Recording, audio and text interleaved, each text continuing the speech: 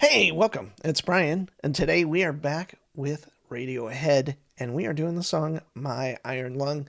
I recently did a video and someone commented, hey, here's three or four songs that are kind of more guitar oriented than what you've done already. And I kind of just put those in a queue. And so I am going to do some of those. Hopefully you enjoy it. Thanks for liking, subscribing, and commenting. And here we go My Iron Lung.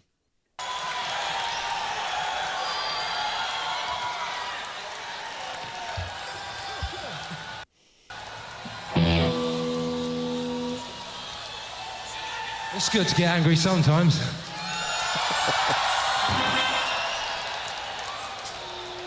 So set up both two drummers. John Solway is their drummer, correct? And then they are joined by another drummer. I'm looking at Wikipedia right now, and I'll pull that name up at some point. But anyway, it's like an Ebo.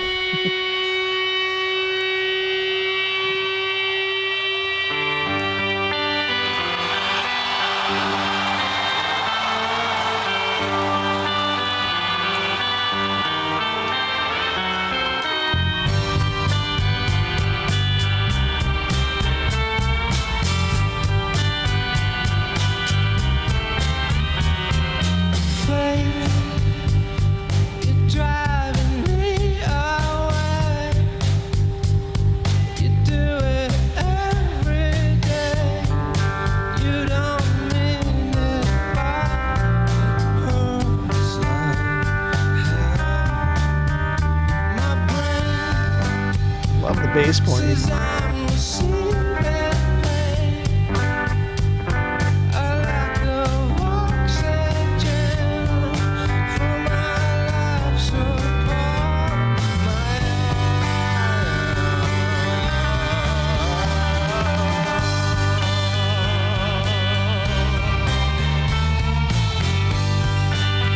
Cool song.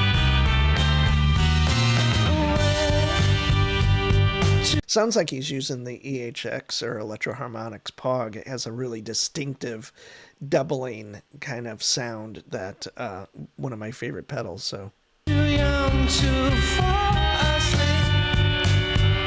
too cynical to speak, and when we're losing it, can you... And obviously, whoever's playing the Gretsch, is that Johnny?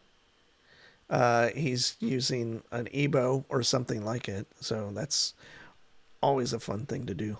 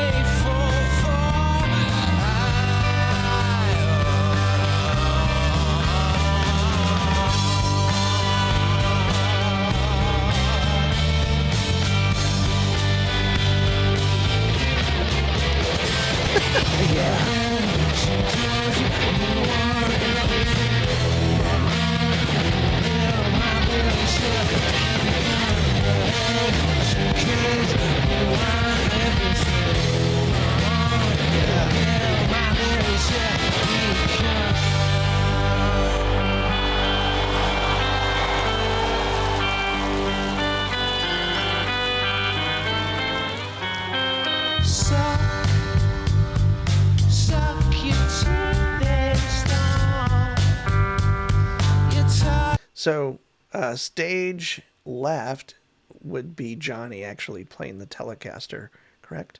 And then Ed O'Brien would be on stage right.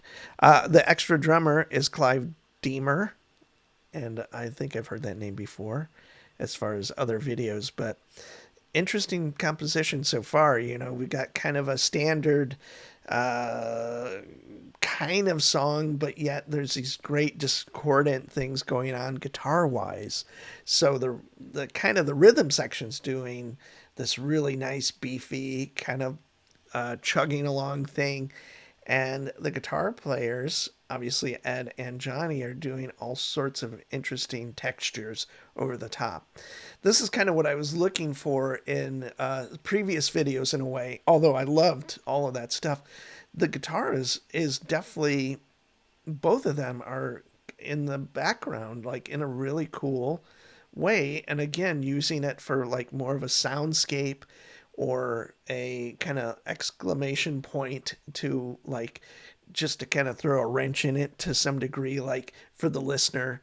And obviously, they just did 4 or 5 bars, maybe whatever, 6 bars of this kind of really discordant thing, and go right back into the melody of the song. So I love that kind of approach, and it's not really done anymore, and or that I know of for the most part, not from a band this big. Let's put it that way.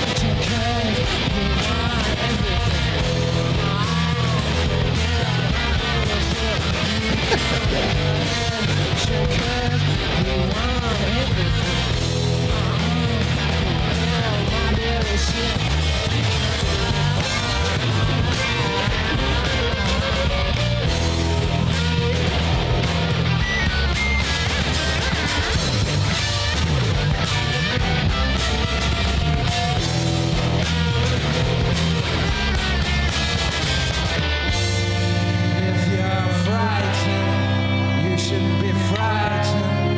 You should be, it's okay. If you're frightened, you should be frightened. You should be, it's okay.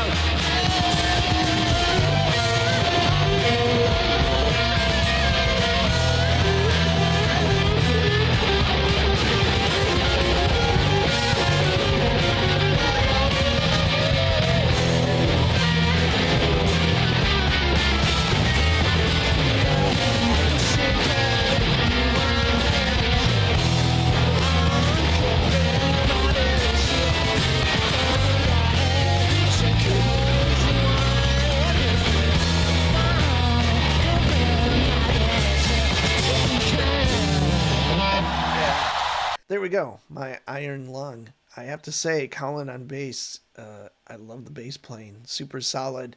There's something about, in a way, a rock band and a bass player that takes an active role in shaping the song.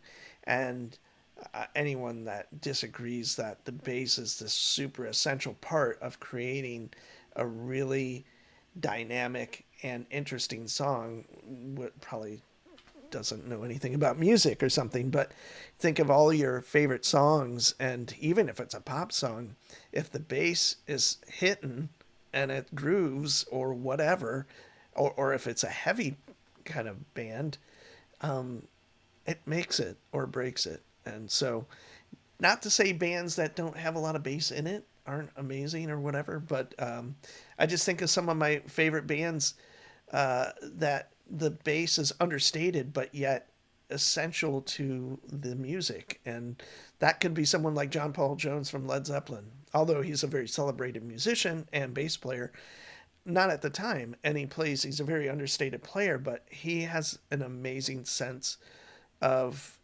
feel and place for bass parts and stuff like that. So I just always appreciate it. And even no matter how simple or complex the music is, if that bass player can kind of take it and really add this other dimension to it. And when you take something like this, where it's the guitars are essentially doing, again, a soundscape or a figure that is somewhat arrhythmic, it's against the rhythm, you know, I always think it's such a great thing to have the oppositional point of view in a way, like the rhythm sections is kind of doing a really cool kind of melodic and rhythmic thing together.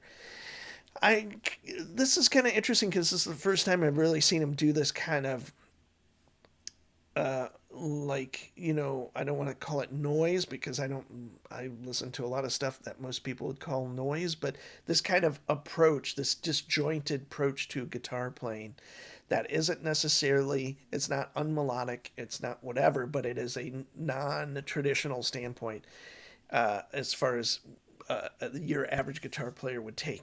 Whether you're a fan of Mark Rebo, um, I'm trying to think of other, even Sonic Youth to some degree, James Blood Ulmer, Sonny Chirac, all of these guys that kind of use it, and there's many, many more. Elliott Sharp, um, lots of players, Eugene Chadbourne, all of these kind of cool players. And there's probably lots in rock that I'm not thinking of.